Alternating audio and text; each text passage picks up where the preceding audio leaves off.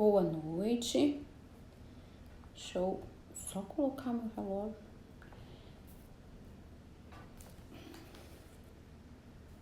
Senão eu passo da hora, gente. Se eu tiver sem relógio, eu me perco. Tem que estar no controle aqui.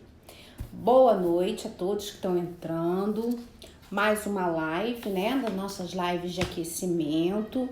Hoje é a nossa última live dessa semana. Mas semana que vem tem mais, né? Começa na segunda-feira, vai de segunda a sexta, as nossas lives.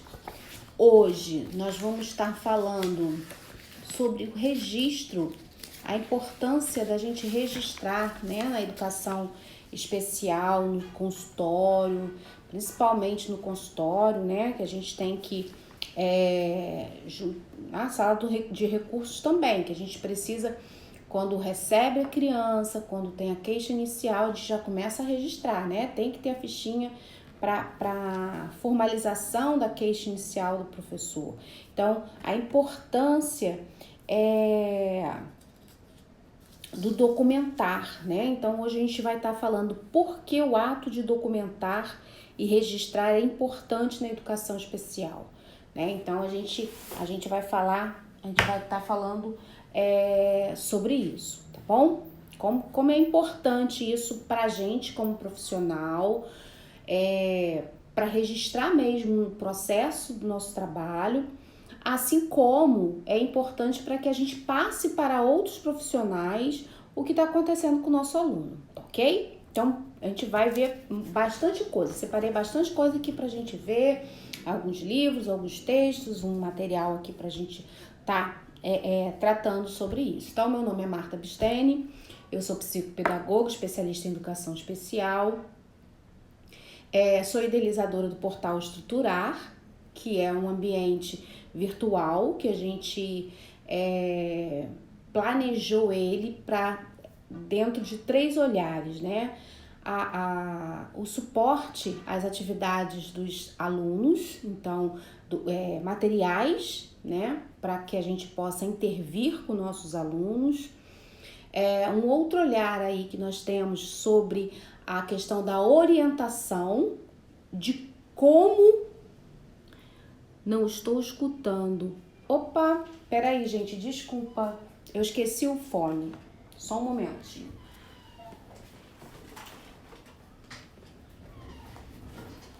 Desculpa, gente.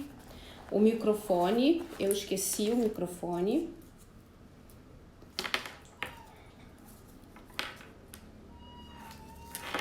Obrigada.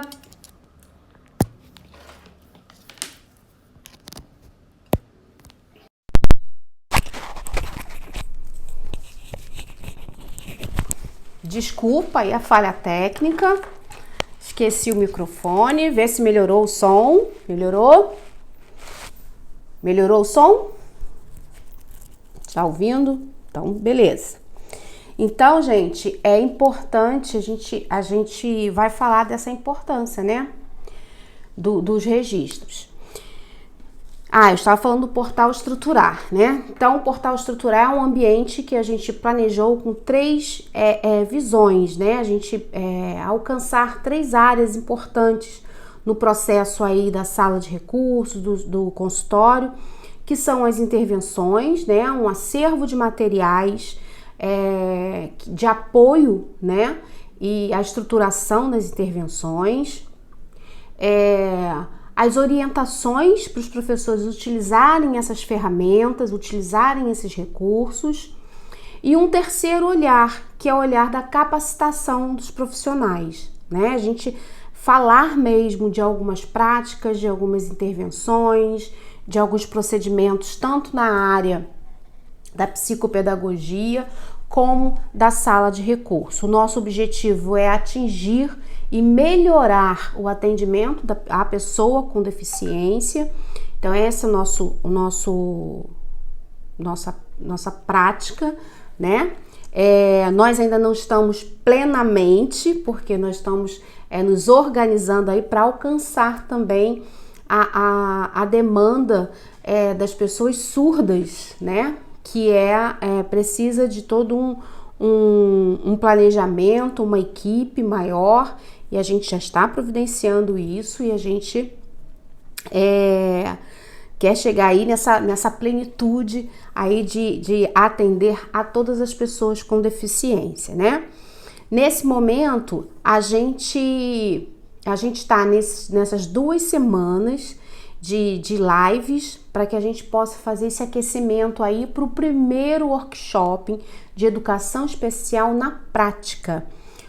Como usar ferramentas e recursos eficazes no atendimento educacional especializado. Então, vai ser uma semana de conversa, né? Nós vamos nos encontrar e vamos conversar.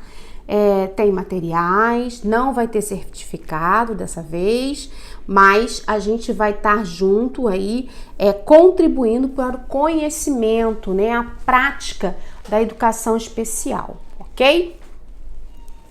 Então, vamos lá, a gente vai falar então sobre a questão de registro. É importante que a gente fique bem atento quanto à questão de registros, porque é isso que vai pautar o nosso trabalho, pautar em duas vertentes, tanto para o registro legal do atendimento da criança, assim como o registro do desenvolvimento do seu trabalho. Então, 2 áreas importantes que a gente tenha esses registros, que a gente tenha um acompanhamento escrito, que a gente tenha fichas, né? Então, é importante, a professora começou a queixa inicial, te procurou lá a diretora já encaminhou o caso para você, ela vai te contar, né, o que vai acontecer. Aí vai contar por contar e vai deixar assim mesmo? Não, você vai começar a se organizar. Então, ou uma mãe vai ao consultório, você vai fazer essa primeira entrevista, ainda não é anamnese, né? Mas a mãe tá conversando, quer conversar com você, quer passar os primeiros dados da criança, do que está acontecendo, as primeiras queixas, vamos registrar também. Depois a gente continua registrando na anamnese, nos prontuários, tudo direitinho.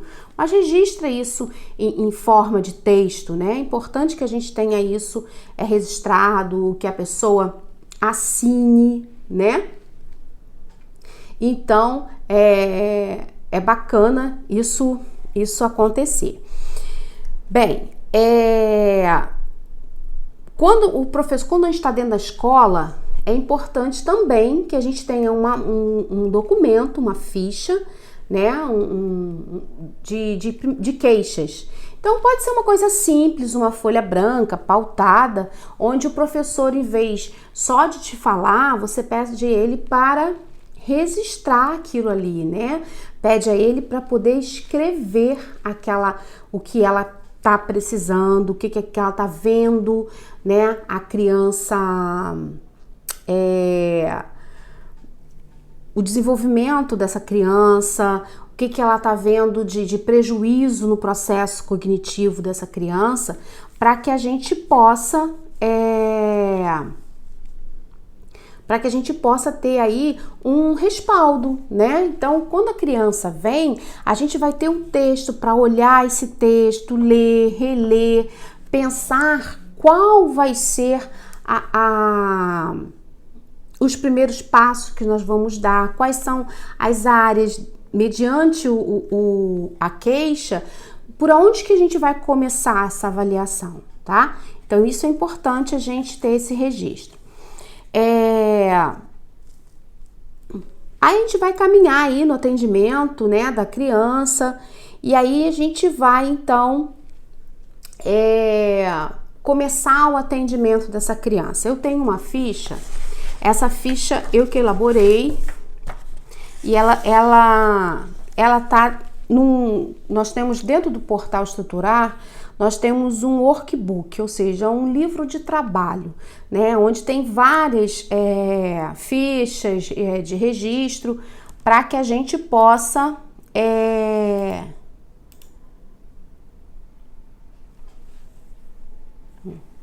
para que a gente possa, então, utilizar. Uma dessas fichas é a ficha de atendimento educacional especializado, registro diário de atendimento. Então, aqui, ó, eu vou mostrar para vocês. Deixa eu chegar um pouquinho para trás, não sei se vai dar para vocês verem, tá vendo? Uma ficha simples, onde vocês vão ter aqui a data do atendimento. Eu geralmente coloco 8, porque a gente atendia 2 vezes por semana, em média a gente atende 2 vezes por semana a criança, então aqui são 8 encontros mensais. Essa ficha aqui eu gosto de mensal, né? Então no bimestre cada bimestre vai ter uma ficha dessa daqui. Aqui eu vou registrar a atividade que eu vou utilizar para que eu possa fazer essa interseção com o meu PEI, que eu planejei para a criança. A área aqui, qual a área que eu vou tá trabalhando, e as observações aqui. Gente, o que é essa área aqui? Bem, vamos dizer que eu quero fazer uma avaliação, né, uma sondagem numa criança, que eu vá utilizar um material que ele pode estar estimulando várias coisas. A gente pode ter um material, vamos no quebra-cabeça. Eu vou utilizar um quebra-cabeça. O que eu posso observar no quebra-cabeça? Eu posso observar a organização, eu posso observar a coerência, né, de partes de um todo, se a criança tem essa visão de partes de um todo. Eu posso avaliar a memória, a rapidez que ela faz esse quebra-cabeça, né? Eu posso resolução de problema, flexibilização. Então,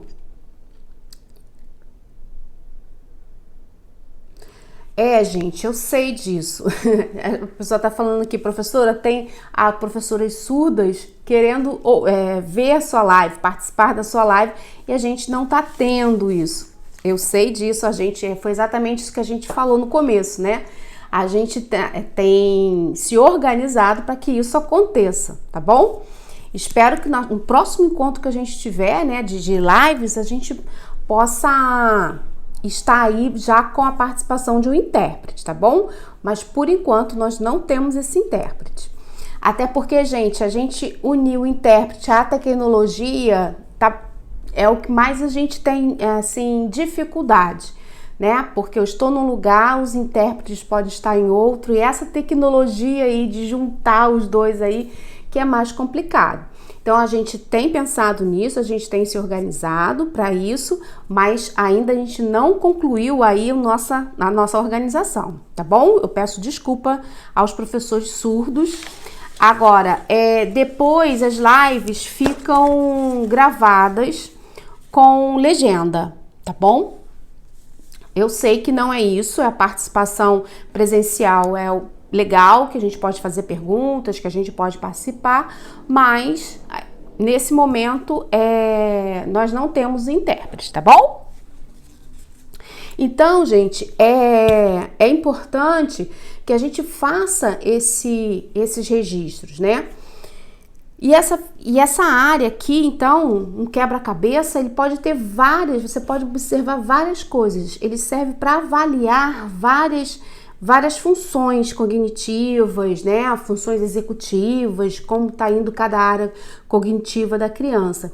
Mas eu tenho que focar o meu olhar, eu não posso pensar em avaliar tudo ao mesmo tempo, né? Então, o que a gente faz? A gente vai priorizar a área que a gente vai estar observando naquele dia.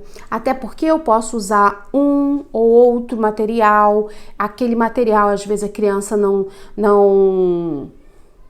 se identificou muito, eu posso trocar o brinquedo, eu posso manipular de outra forma. Então, mas eu tenho que saber o que eu estou avaliando, tá?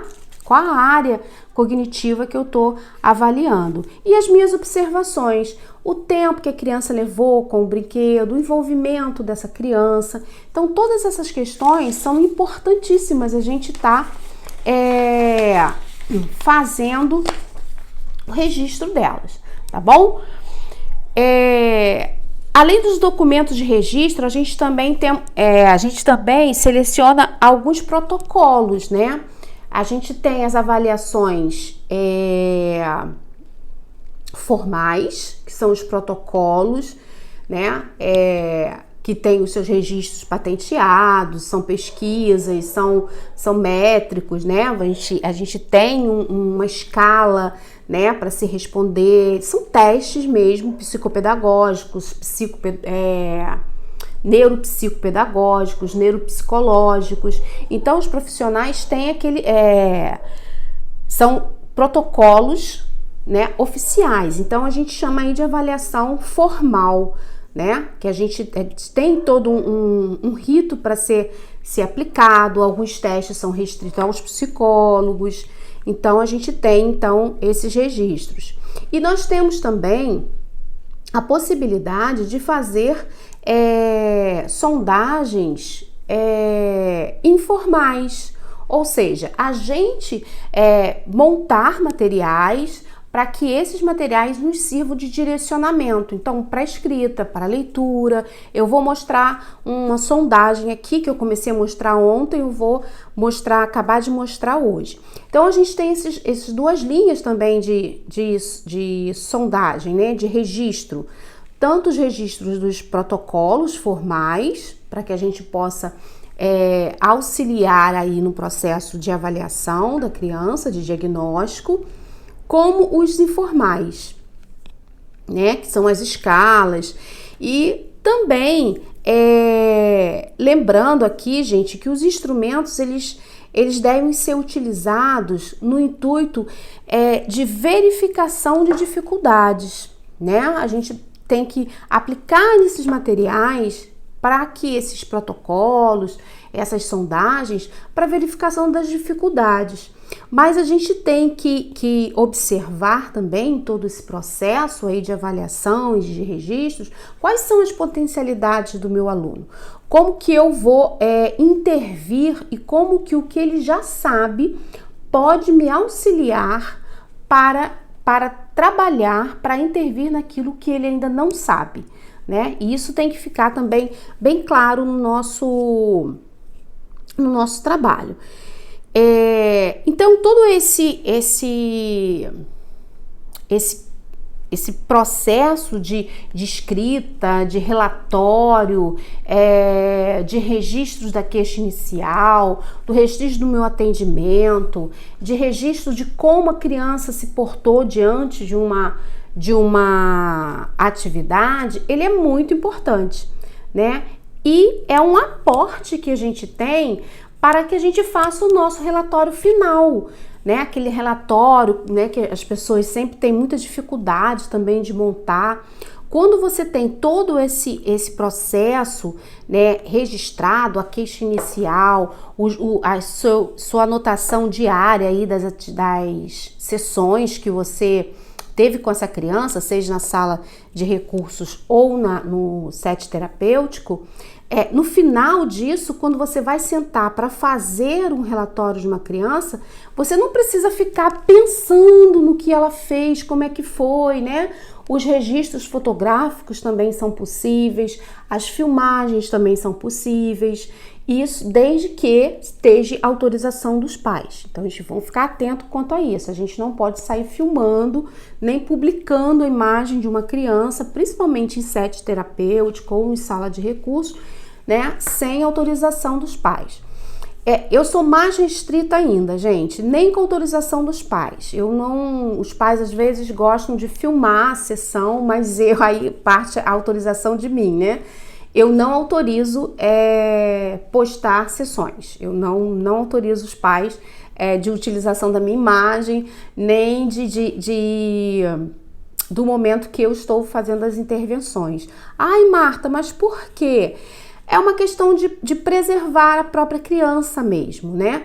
Por quê? Porque, assim, no set terapêutico ou na sala de recursos, você pode estar trabalhando tanto com o lado mais legal da criança, que é o acerto, né? Como você pode trabalhar com uma dificuldade.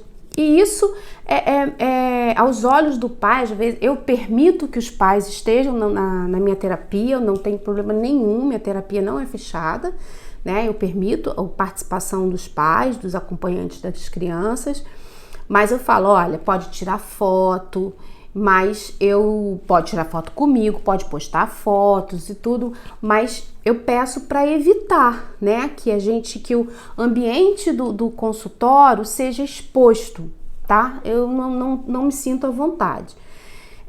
Por um outro lado também, a questão parece ser uma propaganda, né? Então você tá atendendo e você tira foto da criança, você atendendo, às vezes filma, né, você atendendo, parece que aquilo ali é uma coisa de propaganda.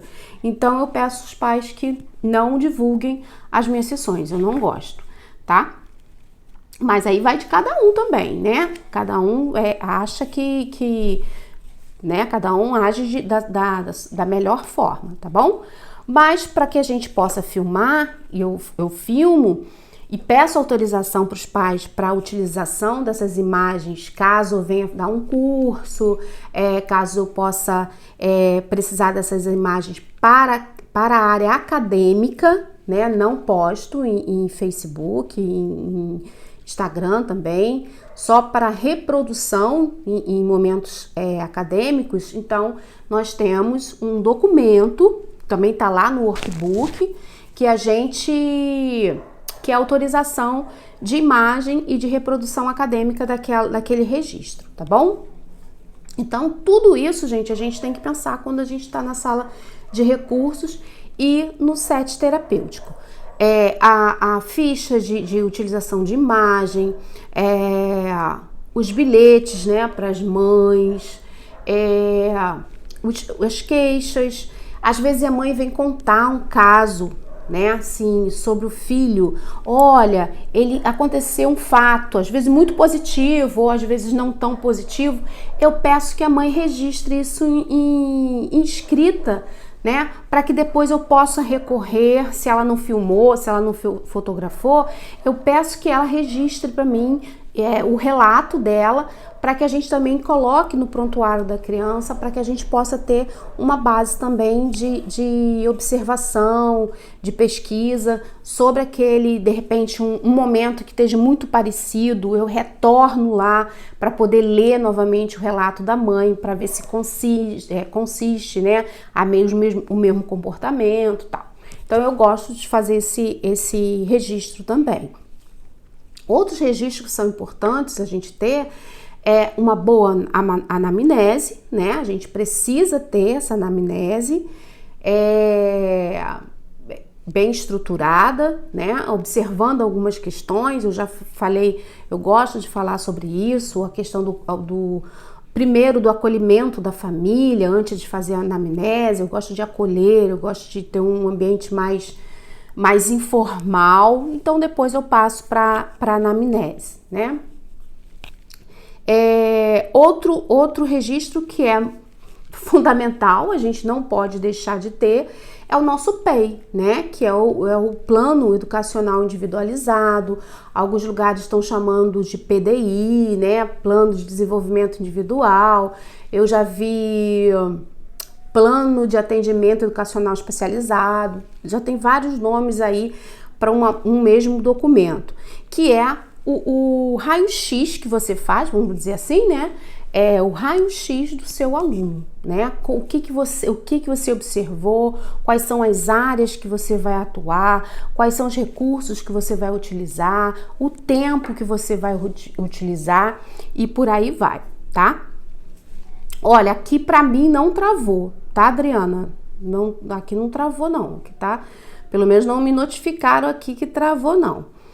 Então, gente, essa questão de registros é fundamental, tá? Agora travou aqui pra mim. Deu uma travadinha. Gente, provas... Alguns psicopedagogos utilizam... Agora deu uma travada sim, agora voltou, tá? Alguns psicopedagogos utilizam as provas piagetianas, as provas projetivas, né? É importante a gente ter o domínio desses testes, né, dentro da psicopedagogia, e todos esses testes, eles têm que ser muito bem registrados. Então, não há teste, gente, não há nada que a gente faça com o nosso aluno que não possa ficar, que não possa ser registrado. Tudo tem que ter registro, tá? Por isso a importância da gente ter aí os nossos protocolos de registro e tudo mais. Eu vou mostrar aqui a vocês um material que também é do Portal Estruturar, que é do curso de dislexia. Ontem comecei a falar, mas estava muito já em cima da hora de terminar. No Portal Estruturar tem os cursos, né? São vários cursos que nós temos, e cada curso tem um kit de materiais que acompanham o curso para auxiliar, né, na intervenção. E aí nós temos no curso de dislexia um processo do curso, foi visto a necessidade da gente ter um processo de sondagem, né, que nós estamos falando, mas poxa, é uma queixa inicial, ela é mais complicada. Como que a gente faz para a gente ter uma sondagem aí das crianças? Então a gente fez, nós elaboramos um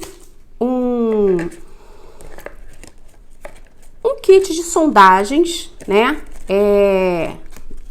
informal, né, obviamente, são 10 atividades que a gente avalia várias áreas,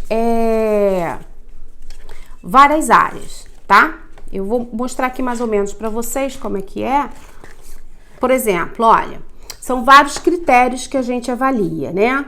O critério aqui do vocabulário, ampliação vocabular, que a criança tem que ver a imagem e dizer o que tem na imagem, contar uma história, para que a gente vá fazendo a avaliação dessa criança. Tem um outro aqui que é a coordenação motora fina, né? Então, a gente vai avaliar aí a psicomotricidade, né, da criança na questão grafomotora. Então, são vários testezinhos que a gente, critério de esquerda e direita. Olha, né? Então, a gente vai avaliando se a criança sabe o que é esquerda, sabe o que é direita.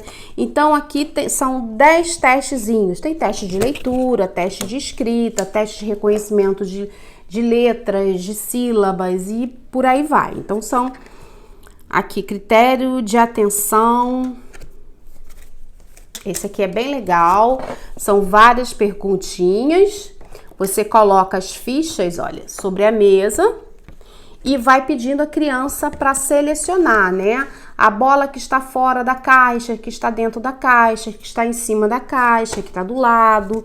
E aí a criança vai selecionando, então, as posições. Então, são vários testezinhos que vai nos levar a observar os critérios que traz aí um levantamento de hipótese de dislexia, tá bom? E aí, gente, a gente fez o teste, mas e aí, como que vai fazer? A gente fez o teste, vai ficar só por isso mesmo? A criança pode ter dislexia, vamos começar a trabalhar. Não, a gente tem que ter um caderninho de registro, tá vendo? Então, ó, para cada atividade que eu trabalho, eu tenho que ter aqui, ó, alguns critérios para que eu anote, para registrar o meu atendimento, tá? Então, aqui, por exemplo, na aquisição e automação da leitura, né? O ritmo e velocidade da leitura, a característica da leitura, os tipos de erro que a criança tem na leitura, a compreensão da leitura, ela lê e te explica, né?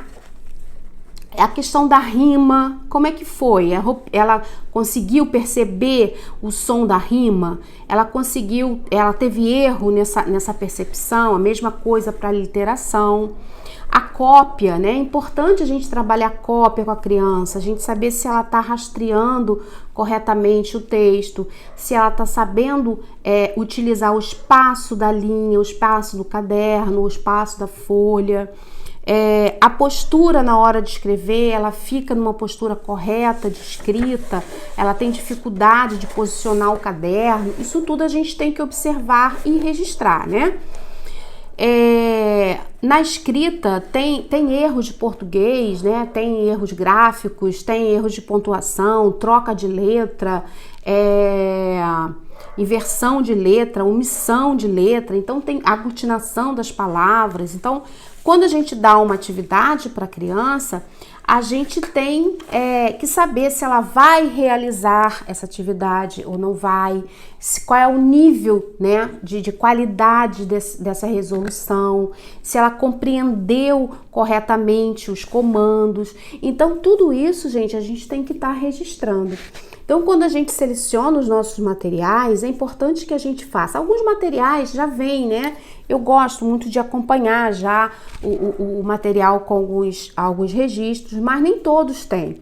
Então, é importante que o profissional que vai utilizar os materiais, seja da Marta Bistene, seja do Portal Estruturar, a gente tem essa prática, né, de fazer fichas que acompanhem esses materiais, que a gente possa observar, a gente possa registrar, a gente possa guardar essas informações, tá bom? Gente, o nosso tempo tá terminando. Eu queria mostrar mais uma coisinha para vocês, mas eu não sei. Bem, enfim.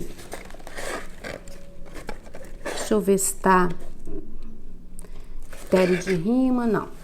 Eu não sei. Eu tinha mais uma fichinha que eu queria mostrar para vocês. Aqui tem a fichinha, gente, pra gente, né, ver aqui, até fundamentar aqui a nossa fala. Eu gosto muito desse livro aqui, o Manual Prático, né, que é de psicopedagogia, Manual Prático Diagnóstico Psicopedagógico Clínico, que é da Sumaya Sampaio. Aqui tem várias dicas aqui de protocolos, como a gente registra. Tem um aqui que é da UFSCar, que é bem bacana também, que ele nos orienta como elaborar os programas de ensino. É bem bacana também, olha, né? Ele nos orienta como elaborar esses programas de ensino, como registrar. Então, gente, é muito importante que a gente se dedique, né, ao estudo da questão do registro, de como faz, de como monta. Tem muitas fichas. Como eu disse, nós temos, né, um material lá, o workbook para auxiliar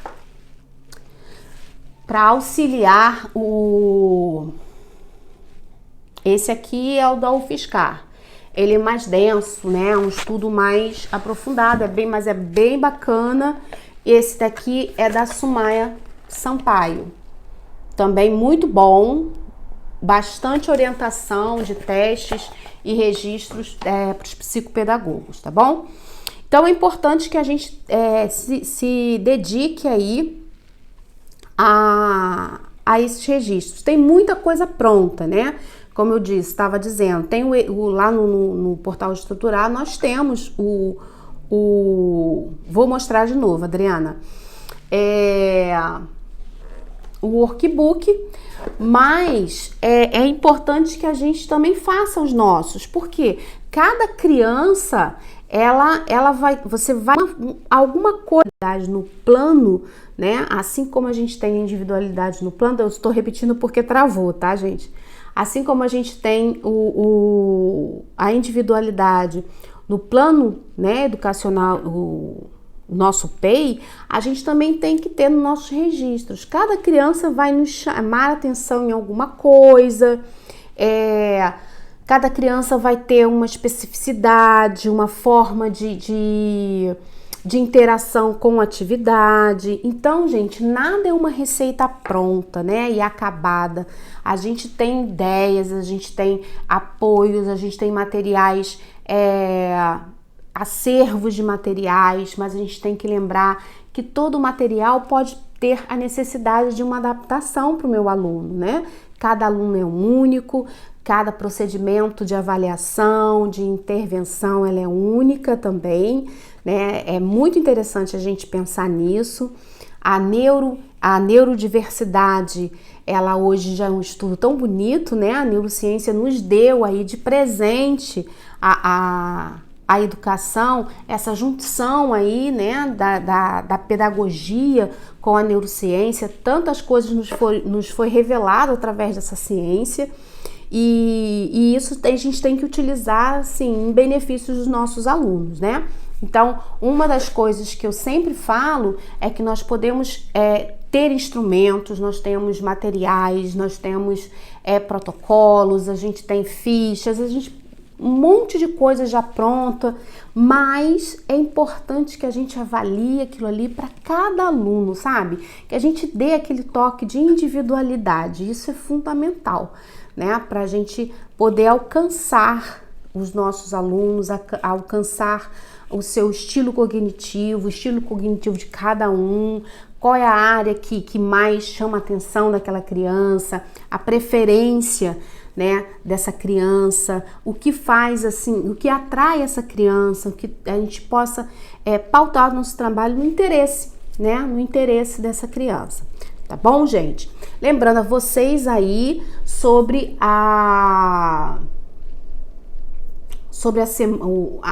o primeiro workshop, né, a semana do nosso workshop, né, que é o primeiro workshop Educação Especial na Prática, como usar ferramentas e recursos eficazes no atendimento educacional especializado.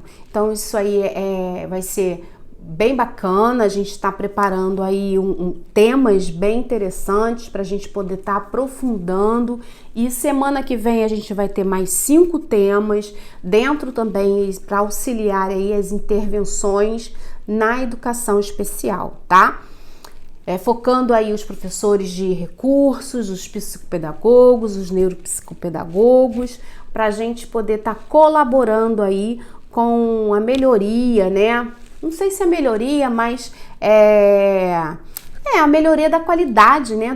Da nossa educação, do nosso atendimento, do olhar diferenciado para os nossos alunos com deficiências, né? Os alunos da demanda aí da educação especial.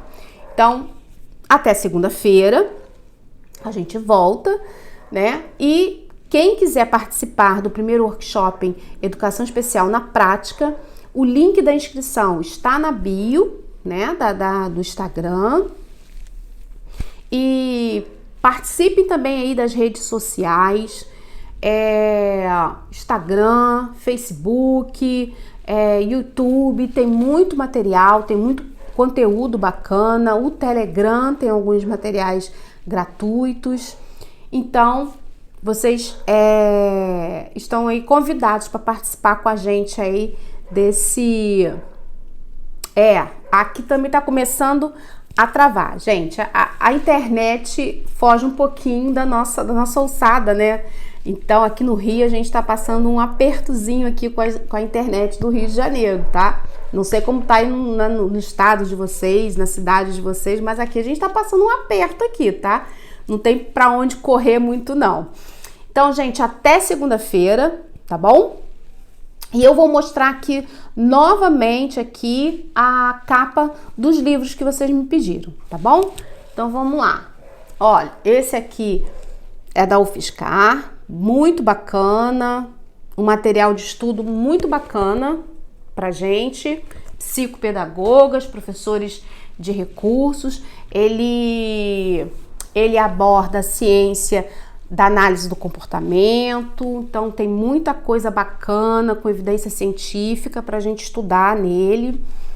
E esse aqui é da Sumaia Sampaio, tá? Que é os registros aí das provas piagetianas e provas projetivas, tem muita dica, tá? É um manual prático, é bem bacana. Gente, então, até segunda-feira. Gente, procure aí. O da Sumaia é da WAK, da editora WAK, vocês conseguem na própria editora, como assim como nesses sites de venda aí, Americana, Amazon, tá? Então, 2 indicações aí de leitura, tá bom? Gente, até segunda-feira. Não esqueçam aí de fazer as inscrições para o nosso primeiro workshop de educação especial na prática. Convidem as colegas, avisem, compartilhem, tá? Contamos aí com a colaboração de vocês também nessa questão aí de divulgação dessa semana, que vai ser bem bacana, tá ok? Então, gente, até lá, até segunda, né? Segunda-feira a gente tá voltando. Deixa eu ver aqui o tema de segunda-feira.